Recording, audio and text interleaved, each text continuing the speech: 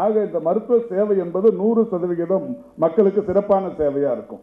அதில் மாற்று கருத்தே இல்லை, அதில் நாங்கள் சரியாக இருக்கிறோம். ஆனாலும் அந்த மாதிரி இல்லாத போது என்ன பண்ணுறது? எங்கே காலி இருக்கோ அங்கே தான் போகணும். இந்த காலி இருக்கணும், அதுக்காக தான் இந்த காலியான இடங்கள் அறிவிக்கப்பட்டு இப்போ நீங்கள் வந்திருக்கீங்க.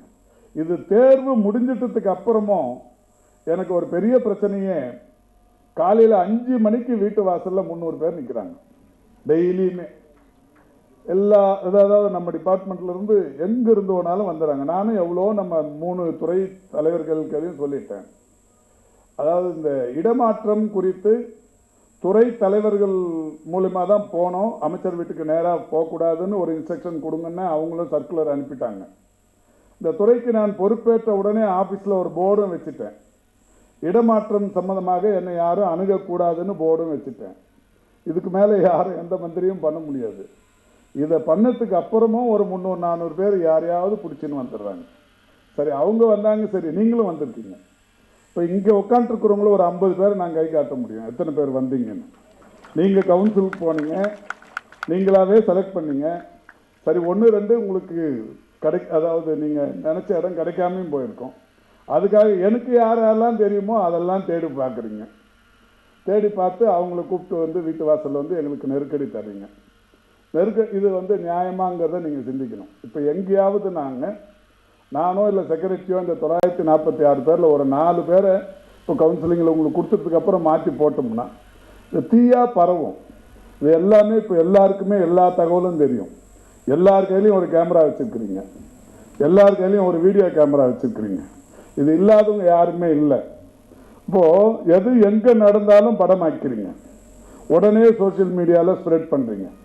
எனக்கு நான் போனேன், அமைச்சர் கையில் வேலை கிடச்சிருச்சு, என்னை மாற்றி கொடுத்துட்டாரு. இதை மாற்றி கொடுத்துட்டாருன்னு ஒன்று பரிதாபப்பட்டு பண்ணிட்டா அடுத்து மாற்றலுக்கு தயாராக இருக்கிறவங்க படம் எடுக்க ஆரம்பிக்கிறாங்க. காலையில் 4 மணிக்கு 5 மணிக்கு சென்ட்ரல் ரயில்வே ஸ்டேஷனில் இறங்கு, இல்லை கோயம்பேடு பஸ் ஸ்டாண்டில் இறங்குறவங்க நேராக ஆட்டோ பிடிச்சி வீட்டு வாசலில் வந்து நிற்கிறாங்க. நான் காலையில் 4:30 மணிக்கு டெய்லி 4 மணிக்கு எழுந்துப்பேன்.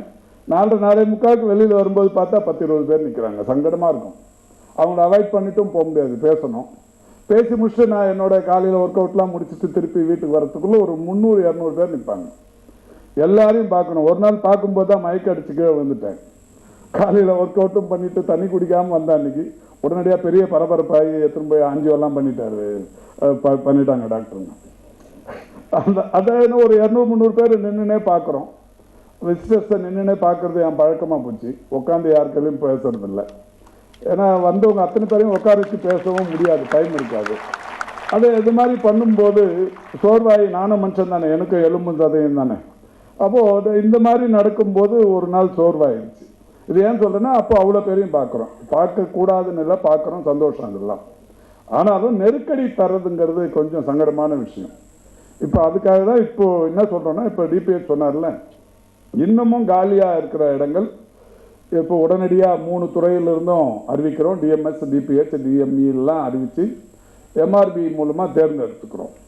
எடுத்து முடிச்சிட்டதுக்கப்புறம் யாருக்காவது ஒரு 95% எல்லா பணியிடங்களும் நிரப்பப்பட்டுச்சுன்னா திரும்ப ஒரு கவுன்சிலிங் நடத்தலாம், தப்பில்லை.